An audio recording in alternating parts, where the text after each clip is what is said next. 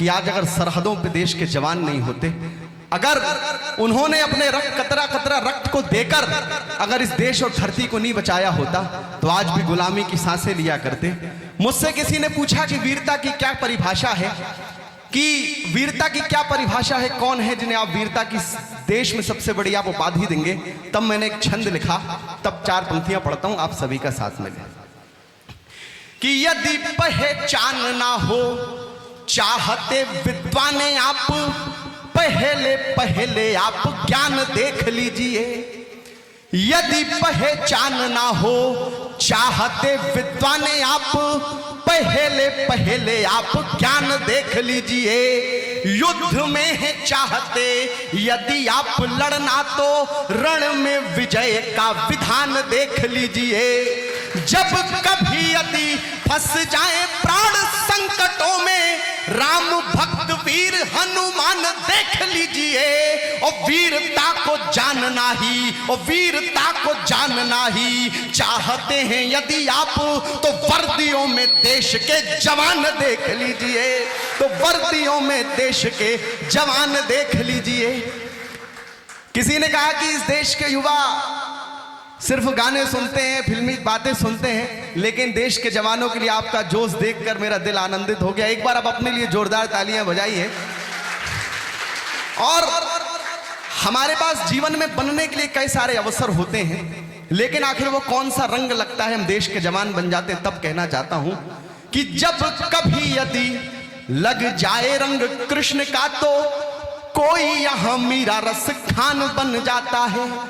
राम जी का रंग लग जाए यदि रोम रोम, तो कोई यहां तुलसी महान बन जाता है। मित्रता पवित्रता के रंग में रंगे यदि, तो कोई कृष्ण सुदामा के समान बन जाता है। और लग जाए जब कभी यदि रंग देश का, तो कोई यहां देश का जवान बन जाता है। तो कोई यहां देश का जवान बन जाता है। लोगों ने समय समय पे अपनी वीरताओं का परिचय दिया है।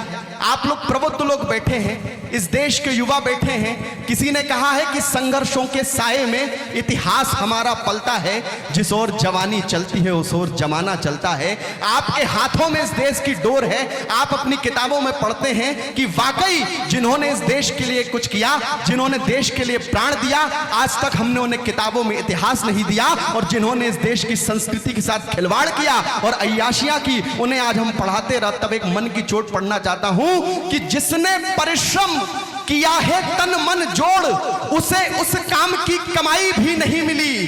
जिस परिवार ने विसार दिया पुत्र खुद, जरूरत पे उनको दवाई भी नहीं मिली। और जन्म से बने मनुष्य कर्म से थे देव जैसे, उन्हें एक दिन प्रभुताई भी नहीं मिली। और जिसने दिया है वक्त रक्त इस देश पर, उनको किताब में स्याही भी नहीं मिली।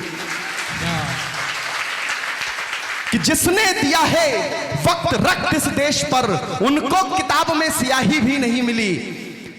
23 वर्ष की उम्र में भगत सिंह ने अपने प्राणों का अर्पण कर दिया इस देश के लिए। किसी ने कहा कि भगत सिंह जी आपको समझौते कर लीजिए, आपकी फांसी रुक जाएगी। तो भगत सिंह क्या जवाब देते हैं, आप इस आजादी की कीमत क्या है आप सोचिए। भगत सिंह कहते हैं कि अगर आज मेरी फांसी रुक जाएगी तो शायद इस देश की आजादी रुक जाएगी।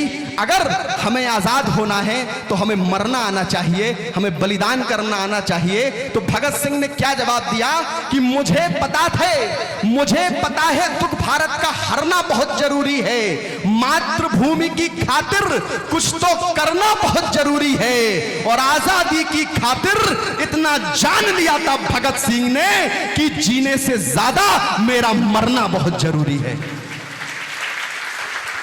कि जीने से ज्यादा मेरा मरना बहुत जरूरी है। एक कविता रखना चाहता हूं कि आखिर हम इतनी आजादी में बैठे हैं और इस देश का उत्सव महोत्सव मना रहे हैं, तो ये किन की भूमि है और किन के कारण बैठे हैं। एक कविता रखना चाहता हूं कि क्यों है ये भूमि महान इतनी, कि याद रहे यह रामकृष्ण के ज्ञान की माटी है। अगर वास्तव में इस कविता को सुना नहीं, अगर वास्तव में इस कविता को जी लिया, तो मैं एक बात का विश्वास देता हूं कि इस माहौल का तापमान बढ़े चाहे ना बढ़े, लेकिन आपके रक्त का तापमान बढ़ा के जरूर दिखा दूंगा कि किसकी भूमि। एक कविता रखना चाहता हूं कि याद रहे यह रामकृष्ण के ज्ञान की माटी है, कि याद रहे यह रामकृष्ण के ज्ञान की माटी है, वीरों के रक्त से सिंचित यह बलिदान की घाटी है, यह भूमि है गीता गढ़ने वाले देवकी के नंद की, भारत का मान बढ़ाने वाले अमर विवेकानंद की, धरा टंकारती थी यहां अर्जुन के गांडीव तीर से, यह देश भरा पड़ा है ऐसे अनेकों वीर से, देखोगे तो बलिदानों की बलिदानी याद आएगी, भगत शेखर सुभाष की अमर कुर्बानी याद आएगी, न जाने फहरते तिरंगे पर कितने सलाम दिखे मिल जाएंगे, नक्षत्र पर सुरक्षित अब्दुल कलाम दिखे मिल जाएंगे, अरे ताप भी छोटा पड़ा शिवाजी के ताप से, प्रताप गूंजता यहां प्रताप के प्रताप से, पढ़ोगे सच्चा इतिहास तो रोंगटे खड़े नजर आएंगे,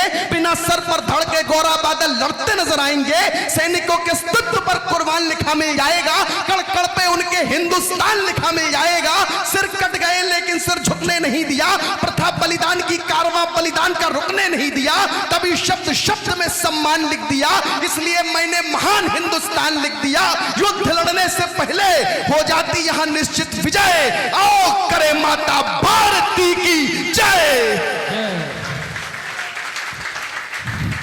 युद्ध लड़ने से पहले हो जाती यहां निश्चित विजय, आओ करे माता भारती की जय। मेरे सामने मेरी बहनें बैठी हुई हैं। इस देश में सिर्फ पुरुष अपना बलिदान नहीं करते, जब एक बेटा युद्ध में शहीद होता है तो कौन अपना क्या प्राण अर्पण करता है। इस ये देश पन्ना धाय का है जिसने इस देश के लिए अपना शीश काटकर थाली में रख दिया। तब तक कहना चाहता हूं कि ये किसकी भूमि है, कि यूं ही नहीं लिखी बलिदान स्वाभिमान की प्रथा, यूं ही नहीं लिखी मैंने महान हिंदुस्तान की प्रथा।